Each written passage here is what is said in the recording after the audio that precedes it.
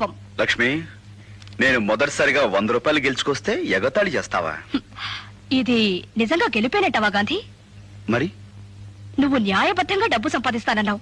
న్యాయబద్ధంగా కాదు, చట్టబద్ధంగా. ఏమిటా రెండింటికి తేడా? ప్రామిసరీ నోటు మీద అప్పు తెస్తే అప్పు తీర్చాలంటోంది న్యాయం. 3 ఏళ్ల గడువు తర్వాత ప్రామిసరీ నోటు రద్దయిపోతుంది కాబట్టి డబ్బు ఇవ్వక్కర్లేదంటోంది చట్టం. అది తేడా.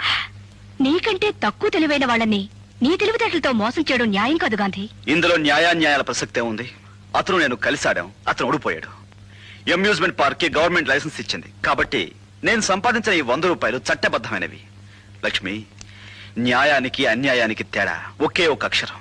అసలు ఏది న్యాయం? ప్రభుత్వం లాటరీలు నిర్వహించడం న్యాయమా? గుర్రపందాలు ఆడించడం న్యాయమా? కడుపు కోసం పడుపుృత్తి చేపెడితే జైలు పెట్టే ఈ ప్రభుత్వం డబ్బున్న వాళ్ళ అమ్మాయిలతో క్యాబులు ఆడిస్తే లైసెన్స్ ఇవ్వడం న్యాయమా? బయట పేకాడితే న్యాయం, అదే క్లబ్బులు అయితే న్యాయం.